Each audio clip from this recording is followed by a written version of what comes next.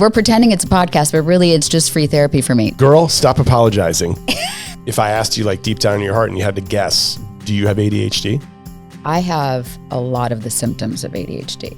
Yeah, we get older every day. Got more wrinkles, that's okay. Yeah, we're laughing when we age. Life is like a comedy stage. And that's why we got laugh lines. Hey everybody, I'm Kim Holderness. And I'm Penn Holderness, and you have found us on Laugh Lines. If you are the kind of person who had to look under a fake rock to get a key to get into your house, you're in the right place. I feel like I'm pretty sure at the homes that my parents still occupy, They're still there. There's like a fake rock. Someone's going to come across the fake rock.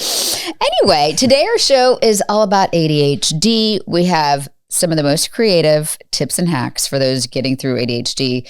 And specifically, we have this amazing interview with the doctor who specializes in ADHD, but also women with ADHD, how that looks different, how to tell the difference between perimenopause and ADHD. And that's what I'm curious, like super curious about that part of it. Because right now, I think if I got evaluated by a psychiatrist or psychologist, they would say, yes, ma'am, you have ADHD.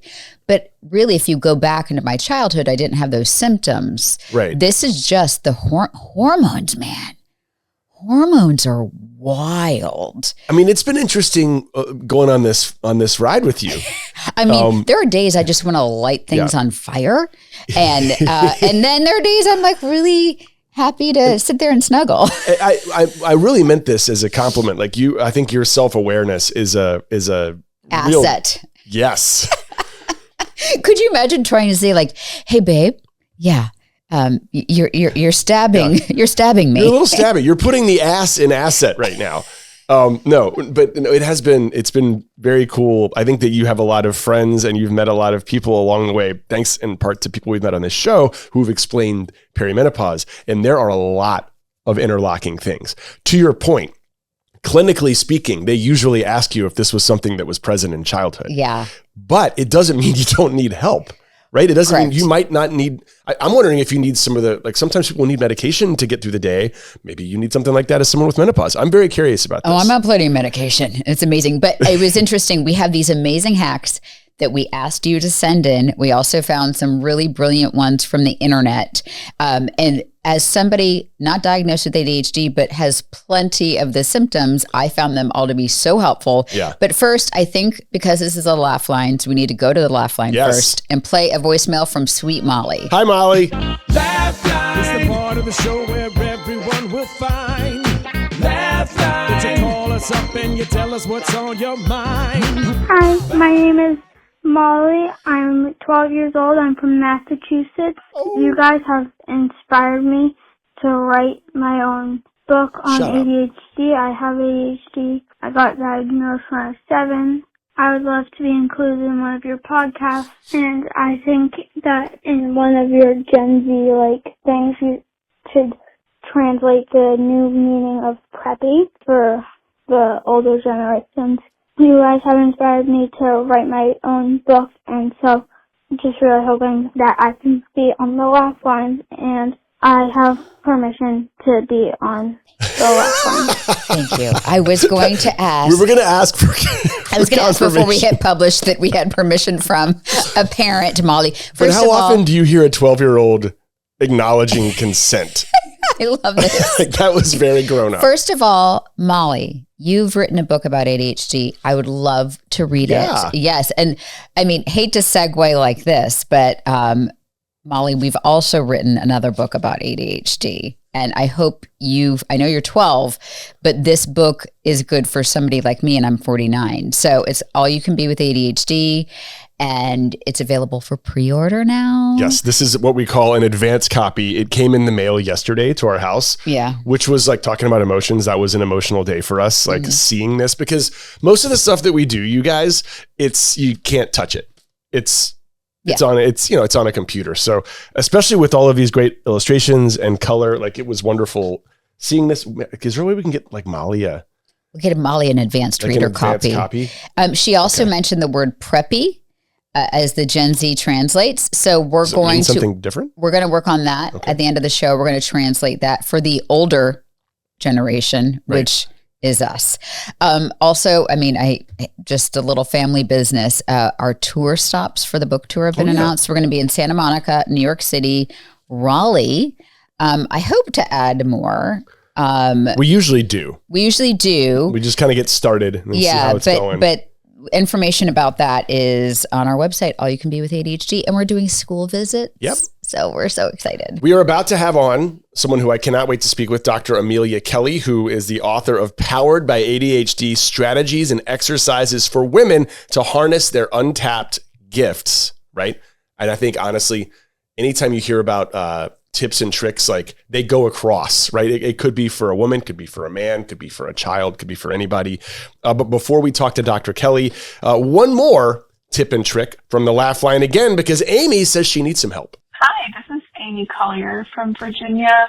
I saw your notice for ADHD hacks, and actually I'm just endorsing why I want to listen to this podcast because I don't have any hacks. I need some help. I literally got my husband's credit card earlier to buy something, and it's gone. I don't know. I put it in my pocket, and now it's not there, and I don't know where it is. It's just ADHD things just disappearing, so I can't wait to listen. Oh, sweet Amy, thank you for calling. Yeah. And yes, I've got credit cards all over the city of Raleigh. I don't know where they are, but they're in a restaurant. What we typically do, we do sort of an accounting at the end of the month. And then we go to the credit card statement and we see the last place it was used. Yep. And they're always really nice. And be like, Vivace's got it again. And we roll by, he walks in, they just hand it to him. Yeah. Can I give her my hack for that? Tell me. If you have an iPhone, Apple Pay.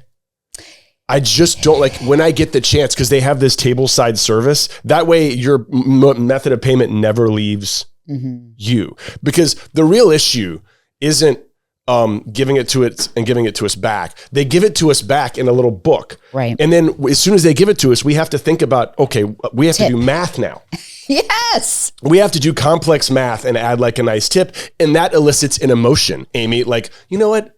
This person really was great. I'm going to tip them. And then also you may be like, you know what, Penn, you're really like, you're patting yourself on the back. All these things are happening as people are standing up. So that is a serious, like that's quicksand for an ADHDer, unless you just have something that's contactless. I didn't lose anything in Europe because they only do that type of payment. They do the table side thing. And more restaurants are doing that now. You just have to ask them for it. So if you can get your credit card on your phone, it has changed my loss of credit card stats like drastically. Just letting you know. Yeah. Sometimes he's like, hey, babe, I can't find my credit card. Can I bring yours to the store? And wow. Because I'll lose that. Yeah. So that is some trust. I'm like, which credit card do I want to lose today? Okay. Moving on to some tips and hacks. Because we are ADHD people in terms of like, this is we're writing books. It's a big conversation in our house. Social media knows who we are, and we are served some hilarious hacks that we need to share with you today. So we're going to call this the best of the internet. Yeah. And thank you to Anne-Marie Tapke, our producer, for finding a bunch of these.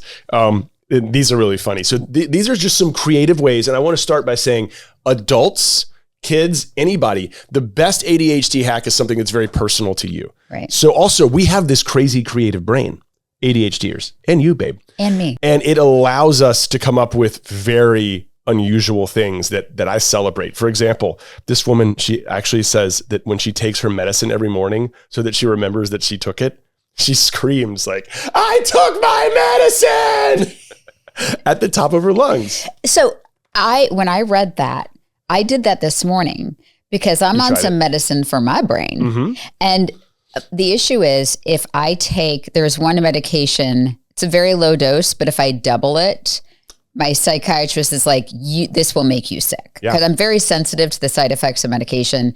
She's like, this will actually make you sick. So sometimes I skip it because I would rather skip it than take double and get sick. So this morning, and I've tried all the things, but then I forget my system. So I was like, I took my medicine. And Sunny looked at me and she's like, okay, great. You did it. Well, it's so smart, right? This is all about having stuff to remain in your working memory. Yes. So that was brilliant. fantastic. I love that. This next one's great. I tell ChatGPT everything I need to do. Then I ask it to give me one chore at a time and encourage me when they are done. So here's my question with ChatGPT. I love some AI assistants used for good. Will it can it cue you one at a time or just give you a to-do list? I would think you'd like go back and say finish and then be like, okay, now do like, great job, Kim. Now do this one. Okay. So it's like a personal assistant. Yeah. Okay. This is an example of AI used the right way. Yeah. Am I correct here? Like to make the world a better place? Yeah. Ooh, I like this next one, Penn. I like it for you. Okay. Oh, okay. I cross my fingers when I'm listening to someone talk so I don't interrupt them. So that's just, that means people like, shut up. This well, means shut up. You are doing such a good job. Well, that's what I feel like I've gotten better at it. It's still talking. I did that on purpose. Okay. Yeah. But I can tell you. I do. I feel like I've gotten, sorry. Joke over. You have, and you are so aware of it that you know how when there's people doing double dutch in the playground and the person who's trying to jump in is like physically like mirroring the rhythm. There are so many times I know somebody's telling a story about a specific place you have been to, and you're like, oh my God, I want to talk about that. And you're holding back, but I know you so well. You're like, but you're doing a really good job. Thank you. You're doing a really good job. I've had 2 people in the last year tell me how much better I've got at listening. And just like I didn't say, how am I doing at listening? One of like Paige after dinner one time, she was like, you are getting so much better at listening. Like she took the time to tell me that. That's a good friend. It is. It also just really reinforces, I must have really sucked. Like really, really sucked for someone to notice that. But that's not how I took it. Mm-hmm. I don't think I'll ever be good enough that I won't be the double Dutch guy. That's such a great, unbelievable comparison because it's how I feel. Yeah. I want to get in, but that is a nice little cue, like the fingers crossed. Yeah. And maybe that is distracting you from actually listening. But I think for the ADHD brain, it's not, your natural instinct isn't to calmly listen, give it a beat, and then respond. So like whatever you need to do. Yeah. Yeah. The next unhinged TikTok hack tip. If I am cooking, I wear an apron and tie it extra tight. So if I sit down, it hurts. If I sit, I will forget I was cooking. If I sit, I'll forget I was cooking. Okay. Yeah. Yes. Okay. So my man, Penn Holderness, loves a hard-boiled egg. Mm-hmm. Loves a hard-boiled egg. It's ADHD kryptonite. It is ADHD kryptonite because you have to boil it for a specific amount of time and then turn it off. And then the way he does it is he turns it off. He only boils it for like a minute or 2, turns it off, lets it sit there. But then it can only sit in the warm water for so long. And you have to, it is a lot of steps. How many times I've rolled into the kitchen and the water has evaporated and the eggs are still there. The little sad eggs poor eggs are just brown. And hey, I eat them anyway on principle. Yes, you stand over the garbage can and you're like, I'm going to eat these eggs. Because I'm not going to not eat eggs. That's really funny. That's really funny. Can I get back on my soapbox? And I know this exists, but it should exist, and I shouldn't have to like go online and find some hack for it. Okay. Gas grills. Okay, grills that spew flammable liquids out of them should have a freaking timer on them. Like there should be, and I know you go, oh, they have the new ones. They have, mine doesn't. Well, like why? Can I tell this story about how we grill frequently on Sundays. We have my mom over. I'm talking about indoor and outdoor gas grills. 100%. All of them. Okay. So on like a Tuesday or Wednesday, I looked over at the grill outside and it looked like heat was radiating off of it. So the grill had been on for several days. Just one of them though. Like just 4. Okay. But on. No, I think that yes, being able to set a timer and then it automatically goes off. Yeah. Isn't like everything's electronic at this point, right? Like even gas should be electronic. I think that should be an option. Like I personally don't need it. I know you don't need it, but I would say most of the people in my family do. Mm-hmm. So I would love that as an add-on. Okay, not just me, people with dementia, people who are going through perimenopause. Like how many times do you hear they left the gas grill on and that was like a sign that something was wrong? That's the reason why we got my parents out of their house was because they kept leaving the gas grill on. Yeah. And you say grill, you mean like the burners. The range, sorry. Yeah. But like ChatGPT is going to become this person's executive function coach. We got to figure out some way to turn off gas grills. No, put a timer on them. No, you're right. Yeah, you're right. I love this next one. And this is one of those things that works for, this is not just ADHD. This is being a woman, this next hack. I take my hair straightener with me around the house when I'm done with it, so I know it's unplugged. Wow. So for whatever reason, so my very cheap like Conair curling iron has an automatic off switch, but the really nice tools, like the ones that are like high end and cost $100, $200, for whatever reason that I've seen don't have an automatic off switch, maybe because they're used by professionals and they need to be on all day or something like that. Okay. So most women I know get to a place and they're like, crap, did I unplug my straightener? Like, so that's a really funny, clever. That's very clever. And that's even if you're not ADHD. I love that. And again, these hacks are they're coming from a place of, I needed this problem solved. Emergency and necessity. And they're incredibly creative. Right. And they're funny. Yes. And they're fun. And people with ADHD love being funny. This next one is, I do this too. Okay. I wear my shoes indoors to remind my brain that I'm being productive. Okay. Well, we're not allowed to wear our shoes in certain parts of our house. Correct. But I have inside sneakers. I have specific inside sneakers. Although I'm wearing my bedroom slippers right now, if I wear my inside sneakers, for whatever reason, wearing shoes inside my house makes me feel more productive. If I was just walking around in fuzzy socks, it feels like a Saturday. Mm-hmm. But if I'm wearing my shoes, I'm more productive. Okay. All right. It's a cue to my brain that like, okay, now it's time to do your crap. Yeah. Yeah. Well, again, love it. I'm not yucking your yum. Okay. Did I use that right? Sure. No. Okay. This is my favorite. Okay. I cannot believe that someone came up with this thing. And if it works for them, that's great. Speaking of not yucking your yum, I lie and tell people I've already done something, so I have to do it so I don't get caught. Okay. So I've gone to the store to buy all these things that Lola needs to go to college. Right. And then I have to do it. Yes. So that I don't disappoint people. Basically, it gives a sense of urgency for you being called a liar, which you already are if you haven't actually done it already.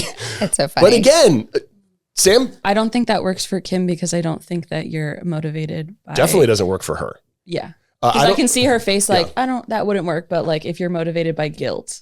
Yes. Yeah. It's again, this is the beauty of these hacks. And fun story, we're actually working on a book about this as well, which is way, way down in the future. But the best ADHD hacks, and I want to talk to the good doctor about this, are incredibly subjective and personal, right? Because we each have our own set of things that motivate us, especially those with ADHD. I like this one. I write, make a list on my to-do list so I can immediately check it off.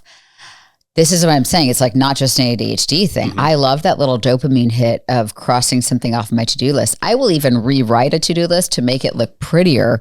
And so I'm going to write a to-do list on the top of my to-do list so I can check it off. It's another little mini dopamine. Yeah. Love it. What about I put my keys in the fridge so I remember to take my lunch with me to work? Brilliant. I love that. Fridge ain't going to hurt your keys, right? No. Maybe degrade the battery a little bit on the starter, but am I overthinking it? I think you're overthinking it. Okay. Yeah. I love that idea. I've left my keys in the fridge plenty of times. But that's more where like you came home late from work, you went to go grab a beer and then you replaced it with your keys. And then the next day there was chaos about like, where's my keys? So. By the way, do you know there are cars now that like your phone is your key? Yeah, I can't do that either. Oh man, for ADHDers, like having your phone as your wallet and your phone as your key, like you can literally like pretty soon get away with just carrying one thing. I want it to be like in Australia. Australia is very ADHD friendly. Their licenses are on their phones. Yes, you can check into the airport. You can go through like security, whatever it is, do all that stuff with just your phone. Limiting it to one thing that you have to bring. Of course, if you lose your phone, you are so, but this last one I super cannot identify with, but I'm assuming maybe this would work for you. Okay. This person said, I turn on Hoarders when I don't feel motivated to clean to trigger my OCD and my panic anxiety. Would that work for you, Sam? Hang on. In a good way? There are a lot of people that are angels on this earth, and part of their mission is they for free will go help people clean out these houses that are overwhelmed by like hoarding tendencies. I can't watch 3 frames of that on TikTok without getting like a little, without starting to like vibrate. That triggers my panic and OCD in wild ways. But if it works for you, there you go. Can I tell a story about college? Don't get canceled for this. Actually, we should call my buddy Tyler, and he'd probably tell the story better than me because he can spin a yarn. Spin a yarn. Okay, Uncle Morty. We were watching a program on television. No. So he told me that the only time he ever saw me clean, like by myself without someone telling me to do it, was when I watched the movie Rudy, which is like about the Notre Dame football player who worked really, really hard, and he was like undersized, and he just was the hardest working person. And it always gave me this sense that I was a lazy piece of crap. Yeah. When I watched Rudy. So we would watch Rudy like a lot. It was a really good movie. So I think at one point he actually was like, let's put on Rudy. When the house was a total mess. So it was this, I don't know if it was like a Pavlovian thing that he had trained me to clean by turning on the movie Rudy. Which is the roommate you lived with and they found chicken wings Tyler. In your drawers? That was Tyler. Yeah. Big yikes. Well, I was getting them out of the way because I guess somebody was coming into my room. I don't know. Like, I'm not sure. I don't even know if it was a girl. It might have been my parents. Like, it could have been... So the best option. Can I be honest? The girls, like, usually it was like they would like, why don't you come over to my place then? Yes. You were even like that when we first started. I know. I was like, let's not stay here. But the best option was not the trash can. It was a drawer. It was closer than the trash can. Yeah. You guys, I don't think you realize, but my training going into college was so weak. My training. Because I just didn't clean anything. It was like a hunger strike that I did at my house, and my sweet mom would clean up behind me the entire time. And it took me decades to catch up with it. I will say, your mother is an angel on this earth, and she, working woman, everything, but she felt like, so we lived with Penn's parents for the first month. We moved to Raleigh because we couldn't close on our house. And at first I was like, oh my God, I have to go live with my in-laws.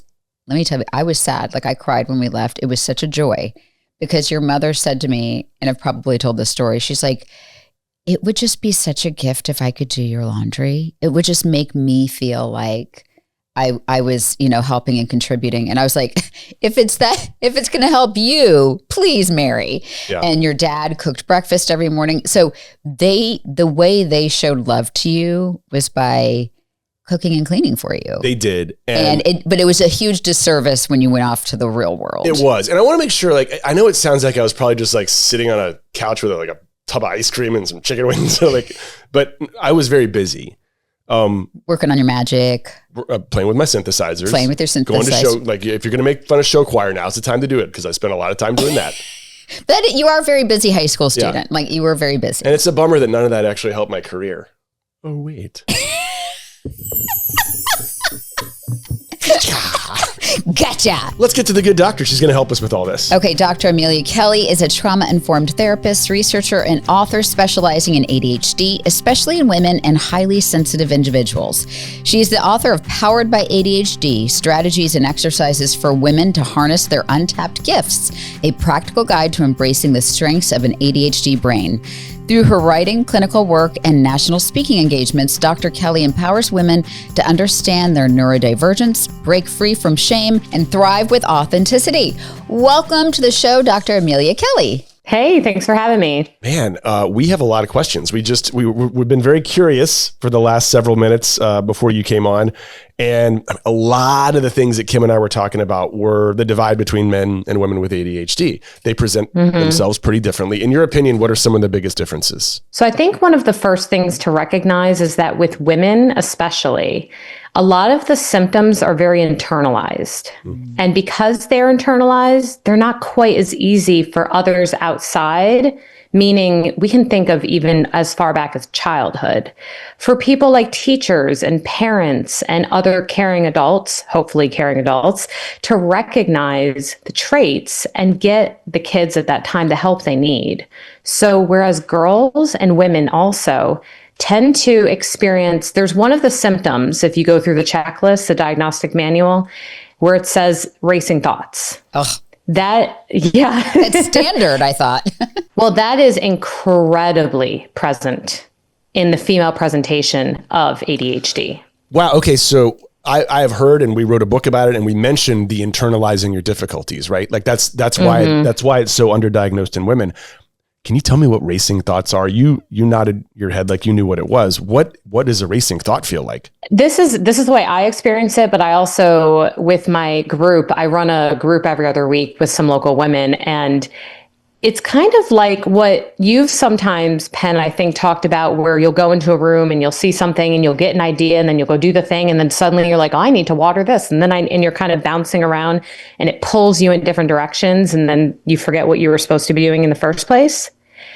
That happens all internally with women. Okay. Now, that doesn't mean that they're not also doing some of this, but it can be very constant. And the race within the woman's ADHD mind can often be very misunderstood as things like anxiety, as things like being a nag. I know this might sound a little odd, but if you think about it, a woman with ADHD is engaging in so much masking to try to keep up with life that sometimes we are thinking 10 steps ahead to keep ourselves out of, I guess, kind of like the ADHD chasm of trouble. And because of that, it can sound like we are anxiously predicting that things are going to go to hell, when in fact, our thoughts are racing so far ahead of us that we're behind them the whole time. So it's like anxiety on overdrive. Well, sending a kid off to college soon, so everything is making me cry. I'm in perimenopause, so everything's making me cry. But this is hitting because, like, I've never been diagnosed with ADHD, but like that's how I live. Like my thoughts are. I'm like, I have like Amazon orders. I'm making it like 3 a.m. Like for that's what I do. I wake up and I'm like, oh, what about this? And I'm like, yes. But like she's getting hit with all of this at once. Well, no, but I don't. Yeah. So what is the difference? Because what you're describing is ADHD. That sounds normal to you. But that's normal. Is that perimenopause too? Is that something you experienced before perimenopause? Anxiety, yes. Mm-hmm. Anxiety, yes. That's my first like panic attack I was probably like 16, but it wasn't constant. It definitely got worse. The anxiety piece got worse in perimenopause, but the racing thoughts, like I don't remember living like this, but maybe I mean, I don't know. I can't answer that. I don't know. Mm-hmm. I don't know, Penn, have I always been like So I don't know. The way that she just explained it, like, so it hit me too when you said, all those things you're talking about. Like everyone has to just deal with that with me because I'm flying around like a bumblebee. And you saying that it all happens in your head. I can't. The only person who can answer that question is you, babe. Yeah, I mean, I think it's kind of like that's who I am, and I just thought it was anxiety. So. How do you tell the difference? Yeah, how do you tell the difference? Let's start with that, yeah. Yeah. I think when I'm trying to make these distinctions with my clients, there's a couple things that really matter. One of them is etiology, which is where it originates from. Mm-hmm. So if we were going to peel it back even further, we can look at there are actual chemical brain differences in the brain of someone who's experiencing anxiety versus ADHD, because we know that ADHD is a dopamine deficiency issue. We know that there's structural differences in the frontal cortex, which is like the workbench where we make decisions and we remember short-term things. That's not issue in anxiety. Okay, so because of that, the racing thoughts in anxiety can create more of a pressure of impending doom. And I'm doing it here because I feel like it shows a lot on the heart. Yeah. And it feels there. Whereas the racing thoughts of ADHD can lead to more of a feeling of insufficiency. I hear that. That definitely happens to me. For sure. But back to you, babe. You're so great. This is her therapy session. This is, I mean, we're pretending it's a podcast, but really it's just free therapy for me. Just kidding. Well, you know this as well as I do, Doc. Like if you have something that needs addressing or understanding, the partner understanding it is a real force multiplier when it comes to treating it. But I would say, as I think I've had some great therapists in my life, but I don't think I mean, I was in therapy in college. Like I've done this, and it was always been, you just have anxiety. I don't even know that ADHD was an option. So I think the insufficiency, 100%, but also the tightening in the chest, the impending doom of the tightening of the chest. Yeah. Like I have that too. So but I don't want to, I mean, we've written these books and the whole thing. It's like, I'm writing from the perspective of like, I don't have ADHD. I live with somebody with ADHD, but I don't have it. And then literally he's writing the book and we're, doing the audio taping, we're reading it. I'm like, God, this sounds like me. Let me ask you this. Let me ask you this. And we'll let the professional. We'll let the professional jump in a second, but she's been very good at laying out and letting us talk about this. So are you afraid to have ADHD? Is it one of those things where, oh God, we can't have two of us with this? Yeah. Yeah. I mean, but we're doing great. But that's our thing is that we have like 6 trophies over there for having ADHD. I'm looking at them right now. Trophies.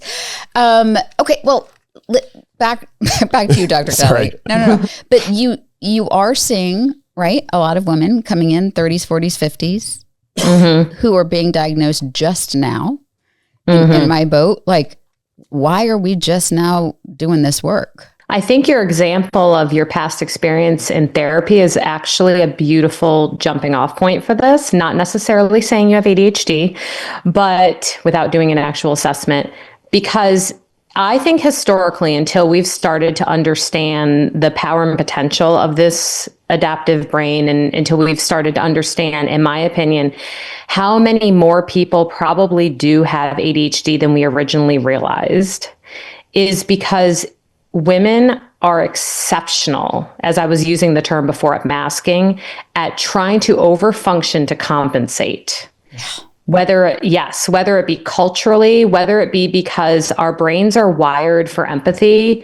Everyone's brain is wired for empathy, but there are studies that show there are exceptionally activated areas in the female brain when it comes to empathy.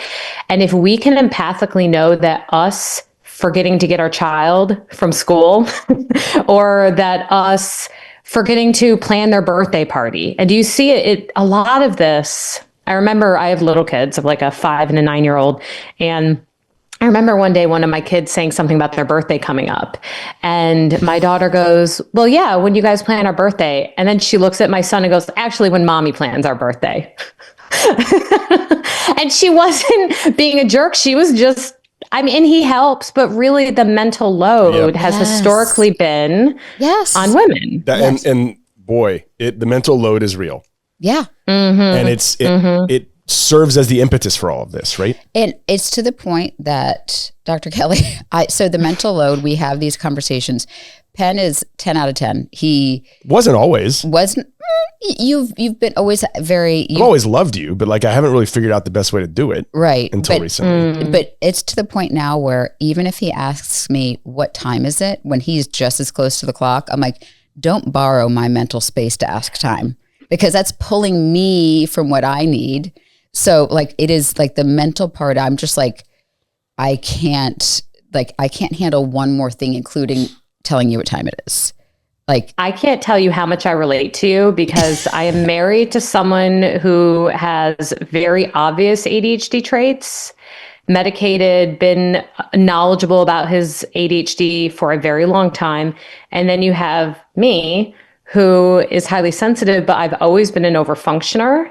I never really realized about my own neurodiversity in this ADHD realm until I started to understand, the fact that I try to plan ahead is not because I'm awesome. It's because I'm anxious as hell that I'm going to forget something. Can I tell you the to-do lists? So that's why I'm like, well, I don't have ADHD. I do procrastinate. I'm a normal human being. I procrastinate. I promise we're going to ask questions about other people. No, I'm kind of digging this. She's doing great. The to-do lists on my list have to-do lists because I don't think my brain can hold the information. And I mean, absolutely. Yeah. So absolutely. To confirm, you do have ADHD. I have been, it's funny. I've been diagnosed. My first diagnosis was from a client who is a therapist, who we were having a conversation, and she goes, well, yeah, because you have ADHD. And I looked at her, this was a couple years ago. I looked at her, I go, what? She's like, well, yeah, you have ADHD. I was like, oh, okay. Well, what's your copay? Even though she's there in my office. So from there, I went on a journey of exploring what this looks like. And this is where I truly also understood the spectrum of it. Yeah. Right? Because it looks so different in my husband than it does in me. And it was really a driving force behind what I was writing about in my Powered by ADHD book for women. And I see it in my group that I run as well, is that, and I think this is why it gets missed. So to get to your original question of why is it missed so much? It's not just because the research has been behind with the only study. The first study on women and ADHD did not happen until the early 2000s. I know. Yeah, we learned about that last year. It's crazy. We, want to do more. We wanted to write in the first book more about women, but there was nothing to write about. Right. It was a research-based book, and there was nothing to write about. Exactly. Okay. And so you see that, but then you see the fact that women who have ADHD, and I see this in my group, are so high achieving. A lot of them hold very important jobs or have, they balance their whole families. They balance their social lives. They're constantly trying to balance their emotions and the emotions of everyone around them because of the emotional mirroring. It's just, sometimes it's hard to catch it until things like age, life, hormones, all the coping mechanisms start to fall apart. So if somebody's listening to this and it feels like they identify with this, how does an adult go about getting a diagnosis for ADHD? So there are different ways, truly. Honestly, someone listening could go online and find the Adult Self-Report Scale, which is an empirically supported scale that you can do to get started. You can take that, see what the results are, just to inform yourself. Now, that is obviously not a diagnosis, but this is not, some kind of magazine scale that you're just, checking boxes. Quiz, yeah. Oh, I miss those. I miss the YM magazines or all the glamour. Which kind of date are you? I have a theory. Yes. I have a theory that actual magazines are going to have a comeback. I don't know how they're going to do it. Records. Yes, vinyl. I think people are going to grow fatigued of getting their information digitally because they don't know what's real or not. And they're going to want a piece of paper. Oh, I like it. That's just a theory for me. Okay. That was an ADHD kind of segue. Anyway, back to how squirrel. They get squirrel. Yeah. Sorry, go ahead. How do you get a diagnosis as an adult? So you can take the glamour quiz. No, I'm kidding. You take the... Right. You can just to start, just to get am I really feeling what I'm feeling? I think that's a great thing just to inform yourself, but reach out to an ADHD informed clinician in your area. And I say ADHD informed because technically any of the clinicians that work at my practice could begin with some of the scales and do the assessment with you. I don't feel like one single assessment is the whole picture, especially when it comes to people who are really good at masking, i.e. women, or even highly sensitive men. Okay. So deeply empathic, highly sensitive men, I've seen some of the same type of kind of prolonging of diagnosis in these individuals. And when we look at the fact that high sensitivity is 30% of the population, men and women. I have a question that I want to be sensitive about. Let's do it. Okay.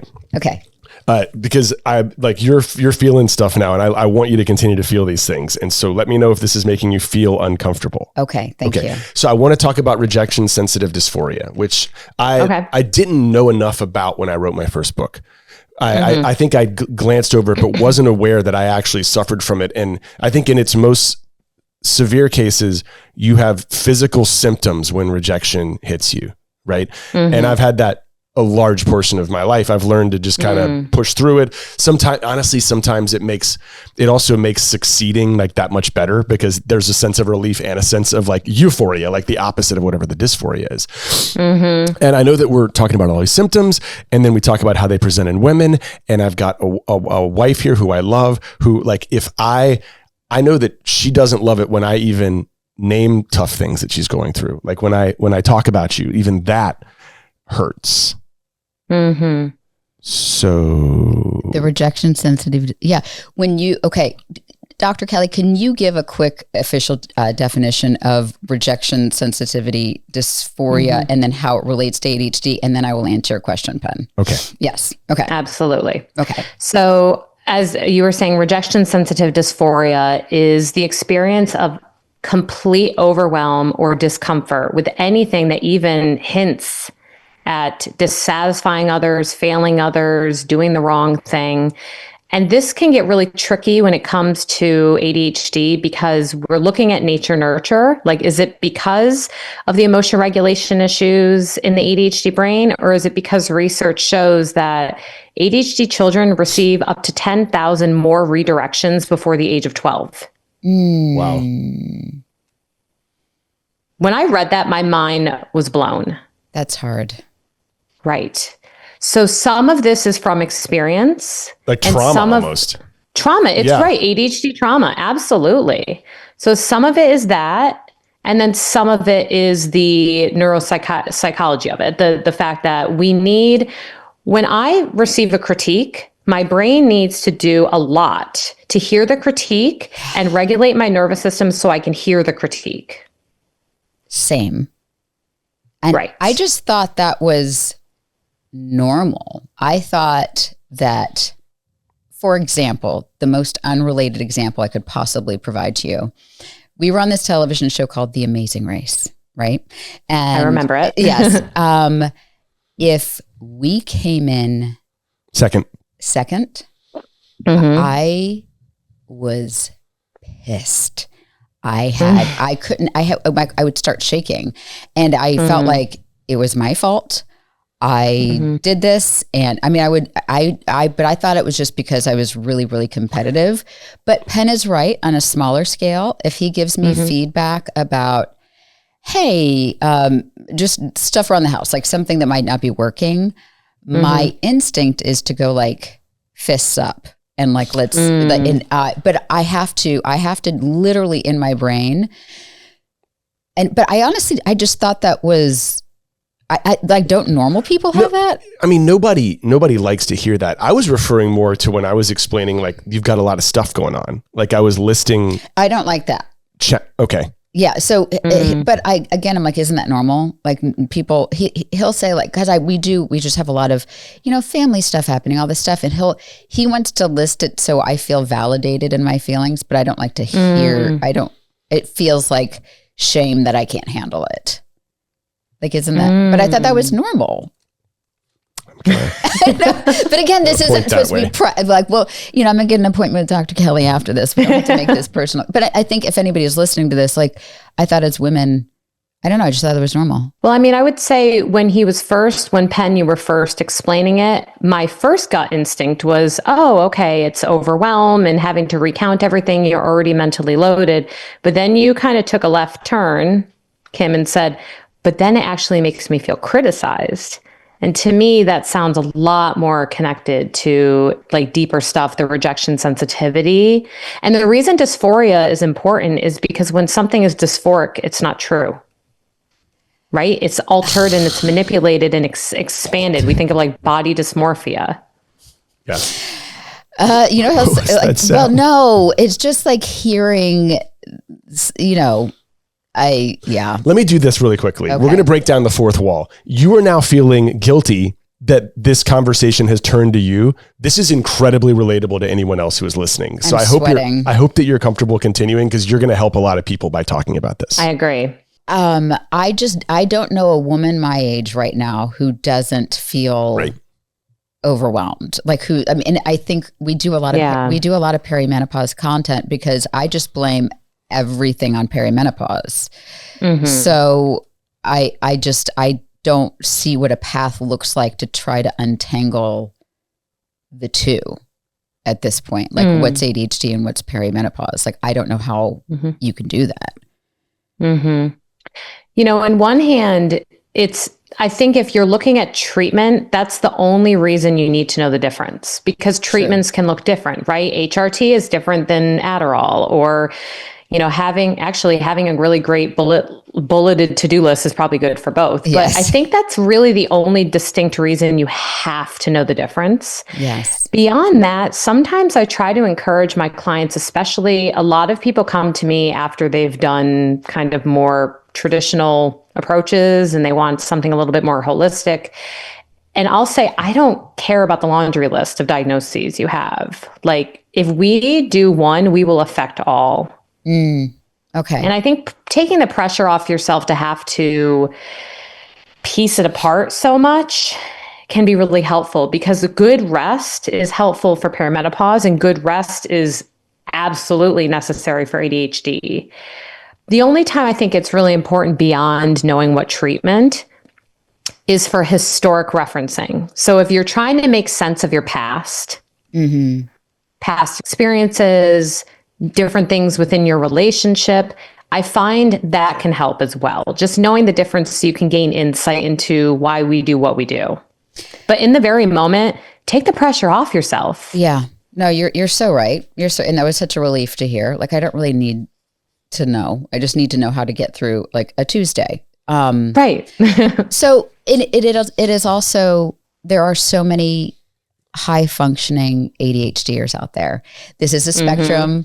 I'm sure you meet the entire spectrum. I'm sure we have definitely on our book tour, we have met people and shook hands and hugged people who are so high on the ADHD spectrum that they can't hold a job, right? Like they are really on the struggle bus. So it is hard for them to see Penn out here with jazz hands talking about how ADHD is awesome, right? That's hard, because it truly it can be overwhelming. So talk to us about how, like, there are so many high achievers and high functioning ADHDers. Like, how does that happen? I think a big distinction to recognize is outside factors, outliers beyond the ADHD. Like, did that person grow up in an environment where their ADHD traits were supported? That can make a big difference. What kind of generational, and I don't just mean money, I even mean knowledge. What kind of generational resources is someone provided? Sometimes it can literally just be chance. Like, did you happen to interact with a professor in school who believed in you despite the fact that you couldn't hold information in your mind? I think sometimes it can literally be the luck of the draw.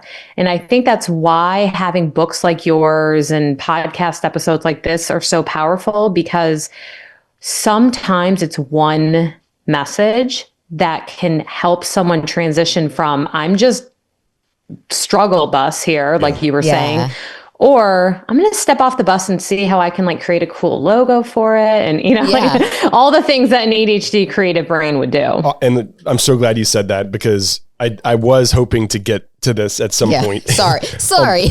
We like a big part of our first book is a strengths-based approach, right? That's in the entire section, part 3. Every coach we talked to said that's what you do. You find out the stuff that you're good at and you focus on that and you try to recreate it whenever you can. I do believe there are a lot of strengths in ADHD. Also, strengths, one of the longest monosyllabic words in the English language, second only to scrunched. Squirrel. Interesting. Which is 10 letters. Yes. But you mentioned in your book ADHD being a neuroadaptive superpower. So that was that was a strength concept I'd never heard about. Would you please tell us all about that? Yes, I love this so much. So we have to look at our current environment, our current culture and technology for why and how we figured this out.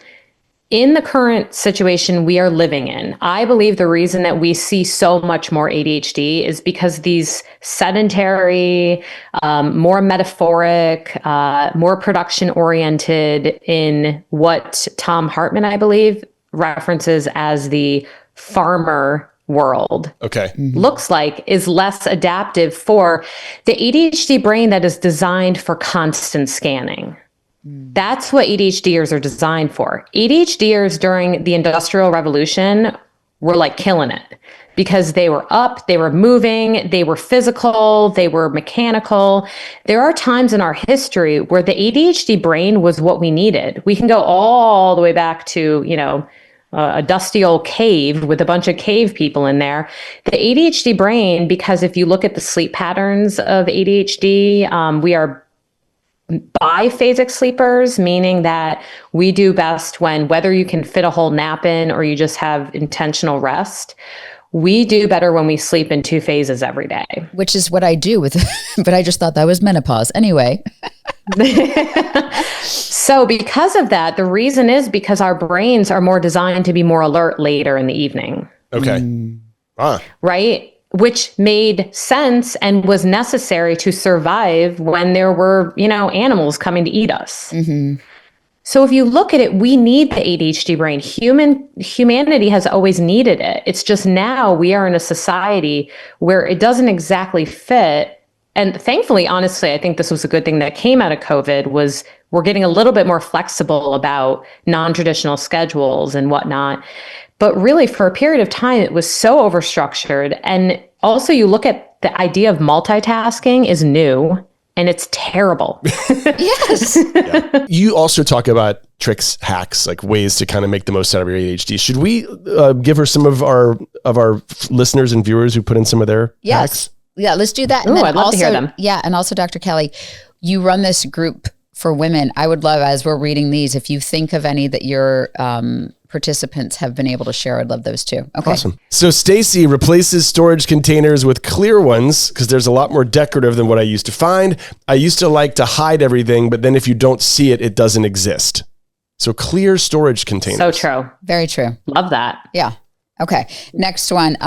Jen says, my hack, chunk it. Whether it's writing a paper, working on a project, or cleaning your room, it's easier if you break it apart into smaller tasks. We were just talking about that. That's such a good one. Yeah, I called them micro deadlines when I wrote the book. Like I had micro deadlines. Like, what can you do? Not like you have to finish this chapter of this whole book, but like you need to finish this thought and you have 45 minutes instead of you have a week to do all this stuff. Yeah. I mean, it makes sense. Micro deadline gives you more stimulation. It's more urgent. And you get to have more checks on the list. Yes. Little dopamine checks. I know. Love that so much. Betsy, when she takes a shower, she puts on music and she races the song or songs. So tries to beat the song to gamify the shower so she doesn't totally lose track of time in there. Wow, that's creative. Yeah, right? I've not heard of that. Oh, that's, yeah. That's just it. I think I've said it 14 times in this episode, but I'm going to say it again. We are so good at coming up with specific hacks for ourselves. Yeah. Right? Because everyone's got their own interest-based nervous system on what you like is challenging and new and what's all that stuff, right? Oh, okay. This one's from Mary Ashley. A really common struggle is when someone is talking or telling a story, I want to interrupt, but it's to make a connection. It might seem like you're not paying attention or you're interrupting to hijack the story, but it really, truly is just our way of connecting. So if I can't interrupt the story, but I really don't want to forget what I was about to say, I make a sign language of the starting letter in my hand. And when the story is done, I look at my hand and feel the sensation of the random letter. Then I remember. Wow. That's very specific. That's amazing. She's using so many things at once. That's a lot for a brain to do. Yeah. But yeah. So what sort of advice do you give your clients, your people about some of these, and what does your husband even use about like how to get throughout the day? Me. No, I'm just kidding. Well, so I love some of those examples you gave actually highlight some of the exact things that I always recommend, which is we have to look to the research a little bit. Research shows that ADHDers, for example, we look at college semesters, they do better with mini semesters than they do traditional semesters. Yep. Right? So because we're all looking at the right level of stimulation, that's why I call it false deadlines for me. I'll say, okay, I got this deadline. I have to do this thing. It's really not due for 3 weeks, but oh my gosh, it needs to be done this week. So creating a false sense of urgency, but you have to have a way to track that works for you. So for me, it could be something on my calendar. And that brings up 2 of those examples were visual. The one with the containers. Yes. And then the one with the hand was physical and visual. So some ADHDers really need to see something to get triggered. I want to be clear that there's a misnomer out there that people with ADHD have, what is the phenomenon? I'm forgetting it, where something disappears after it's gone. Object permanence. Yes. I got it. That's untrue. I just want to be really clear. Someone with ADHD doesn't forget you exist just because you left the room. Yeah. Okay.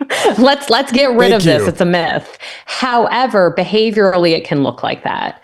So having visual cues is everything. Mm-hmm. But this is where I think people with ADHD get frustrated because they try a visual cue that maybe works for a neuronormative or maybe works for someone else, like a calendar. And that's not of enough interest to them. You were saying like special interest with the music. You have to pick cues that are most interesting to you. Yep. If that makes sense. Yeah. It's so again, the things that the ADHD brain likes are new or novel, right? Something you haven't seen before. Challenging, like something that's tough to deal with, and of personal interest. Those are the three things that if we can put everything right down that alley, we can be better at functioning than the neurotypical brain. It just doesn't always line up that way. And you have to find ways, to your point, to try to gamify it a little bit. That's actually really smart too, because if you think about it, the more right level of stimulation the ADHD brain gets, the more the brain is able to orchestrate itself. I think people have a misconception that the ADHD brain is underactive in the sense of focus. Like we're just not focusing, we're not paying attention. But in reality, the whole brain is functioning. The whole brain is working at once. And stimulation being added, whether it be a medication, whether it be a gamified song, whether it be the visual of something in a container, what it does is it adds a conductor to the party.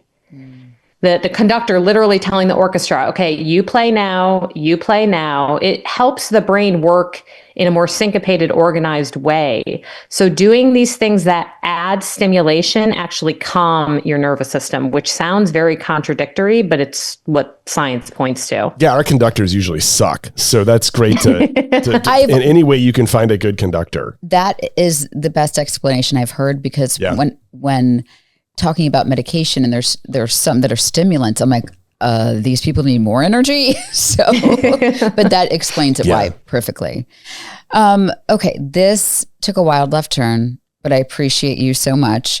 Where can people find you? We'll obviously put your book in our show notes, but let us know how people can get in touch with you. Absolutely. So my website is just my name, Dr. Amelia Kelley. Really excited. It's going to be revamped in the next week with lots of really great resources for folks. I'm pretty active on Instagram, just at my name, Dr. Amelia Kelley. And I'm actually local to you guys. My private practice is Kelley Counseling and Wellness, located right near the Trader Joe's in Cary. So it's wonderful. Well, lucky us that she's local, because Kim's booking an appointment. Kim's got some work to do. So, but I really appreciate your time. Is there anything that we didn't get to? Because we had a whole long list of questions. Is there anything else that you want to talk about that we didn't get to?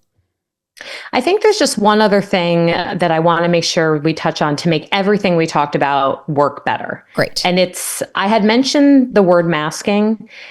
Unmasking your ADHD, letting people know that it is part of you, that it is an adaptive part of you. What it does is it actually allows you to do these things. Because as long as you're masked, it's a lot harder to use all the skills. But saying something simply like, when I'm meeting with a client and I say I'm going to send a letter for them, in the middle of the session, I will literally look at my client and say, I'm not going to remember to do this unless I do this right now. So let me just go ahead and do it.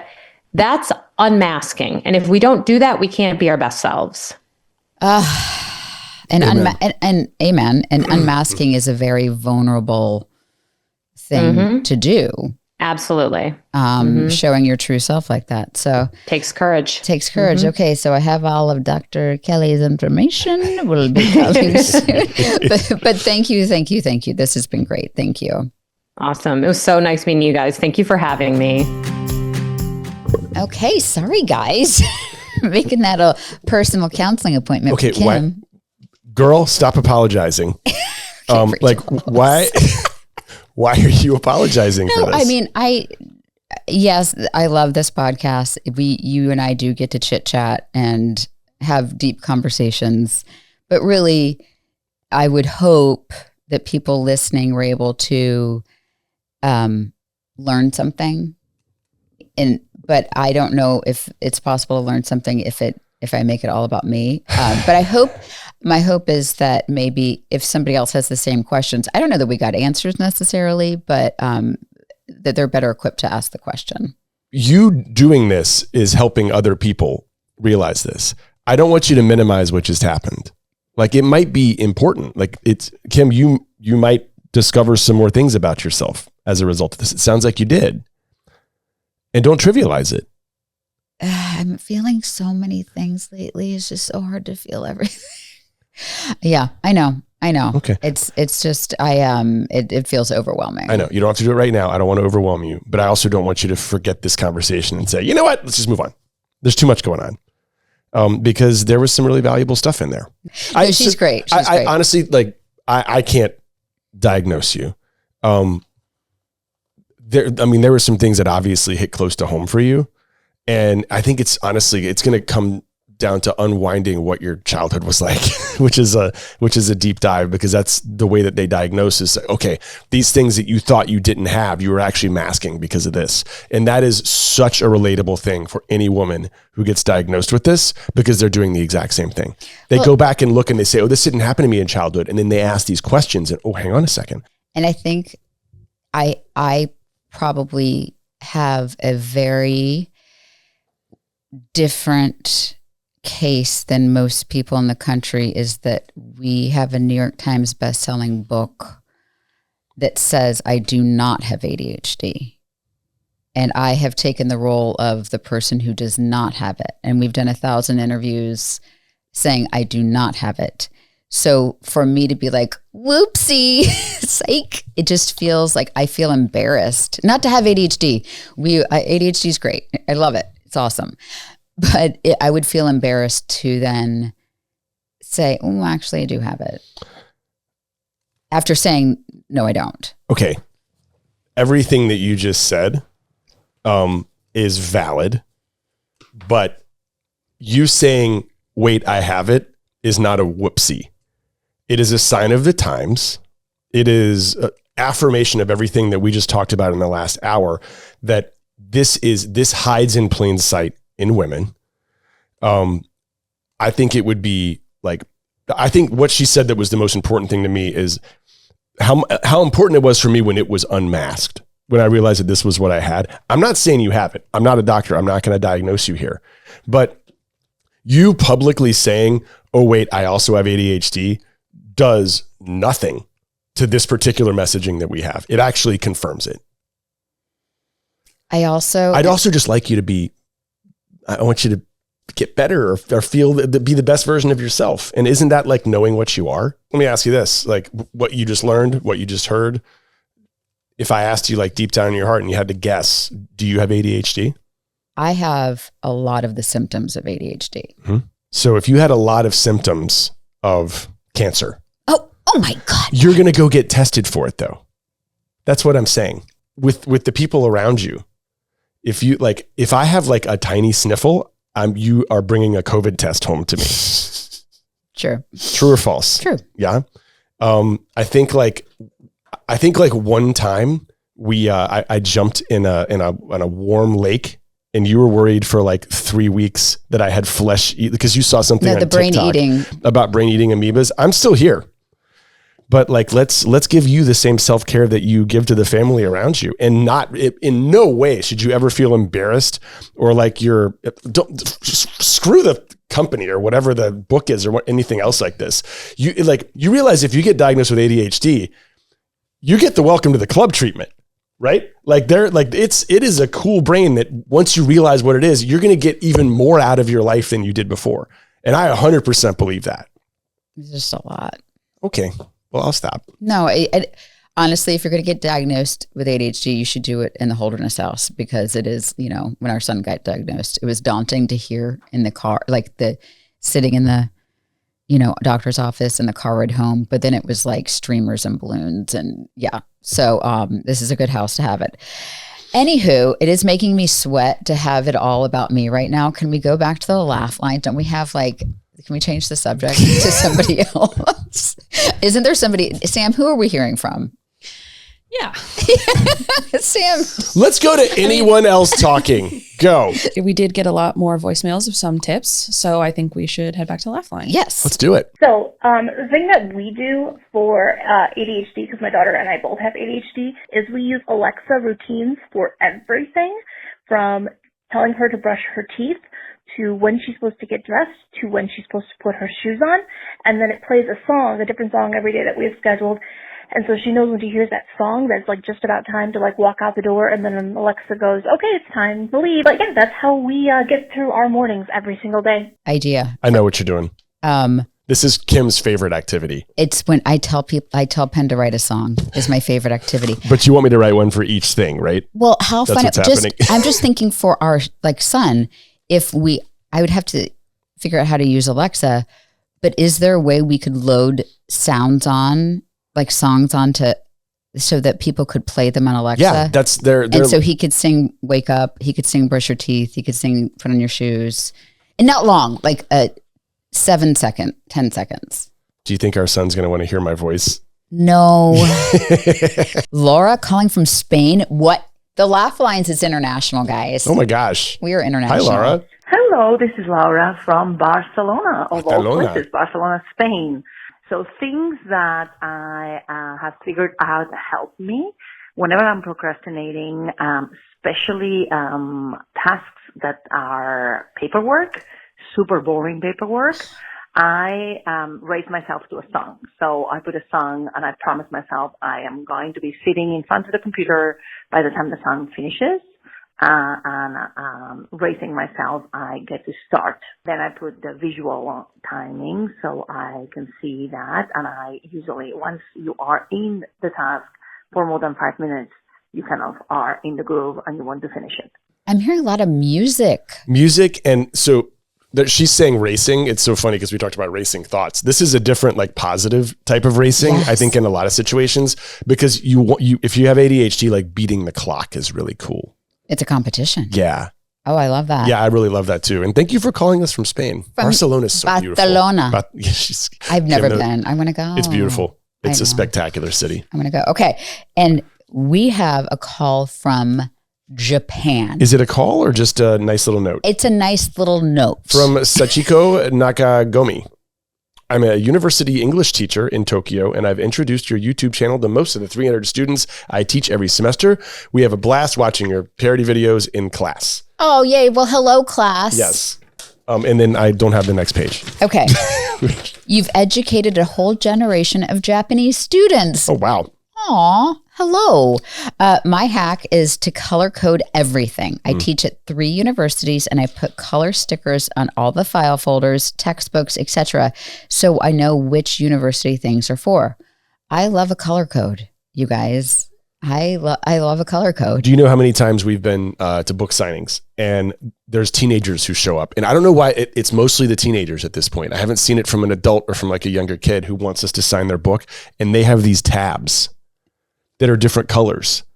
Do you remember these pictures that we saw? I think we saw 4 or 5 of them.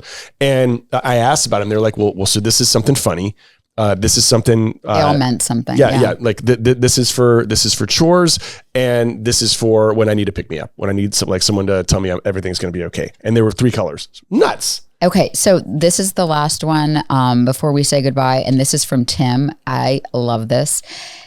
He said, I started a business that allows my ADHD to be a superpower instead of a hindrance. I'm a home inspector, and I follow a list on my inspections, but I'm able to jump from section to section in response to the different home layouts or conditions I'm expecting. So he has been able to gamify, it sounds like, his job and get through them quickly. I love that he found a career that allows him to really harness all the good stuff about the ADHD brain. That's the dream, right? The dream is finding something that keeps your brain occupied and gives you a sense of permanence when it comes to your career. And I think as a parent, you hear all these like whack statistics about what ADHD kids can't do, and what will be hard for them. Yeah. So to hear examples, and I would love you guys to send these in as a parent, to hear examples of ways it helps you in your job. It's just so cool to hear. And one last note, parents, for a kid with ADHD, I'm going to wrap with this because it hit me like a sledgehammer that statistically kids with ADHD are corrected 10,000 times by the time they're 12 years old. Do you remember that bit? I know. And then I feel like how many times I had to redirect my son today. I'm thinking of the exact same thing right now. Well, we're working. Look, you got to do what you got to do. I'm not saying don't correct them, but isn't that like a wild statistic? Yeah. Why are we ending with that? I'm sorry. No, we're not ending with that. Back to being bummed out. No, we're not ending with that because remember when Molly called at the beginning of the episode, she presented a word preppy. Oh yeah. Preppy being new. We wanted to find the new meaning for the older generation. Uh-huh. So what is Gen Z saying? First of all, let's talk about what we thought preppy meant. Preppy was people who wore like the Ralph Lauren. Yeah, like the collared shirts. Collared shirts. Preppy was always either a collared shirt or like a blazer or like to me, it always seemed like preppy meant you were dressing like you were rich. Right. And so where I grew up, it wasn't necessarily a compliment. What does it mean now? We went to the internet. Okay. And then we asked Lola to confirm it. And she has confirmed that preppy has been defined mostly by Gen Alpha over the last year. It's bright clothing, all of those things, but it really describes it as somebody who's very on trend, very girly, but very trendy. Okay. So not necessarily collared shirts. It's just like bright pinks and like Lululemon, but it's a trendy thing. So it's more of a compliment. Okay. Yeah. Okay. Well, that's good. They've made it a more positive term. So it's very girly, very colorful, smiley face designs, preppy. Okay. So Molly, did we get that right? You tell us. Call back in with parents' permission. Give consent. And have permission and then call us to tell us if we got that right, Molly. Okay. Thank you for joining us here on the Laugh Lines. For being titled The Laugh Lines, I sure have been crying a lot lately.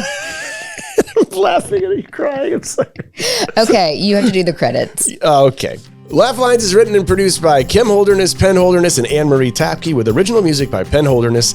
It is filmed, edited, and live produced by Sam Allen and hosted by Acast. As always, we love to hear from you.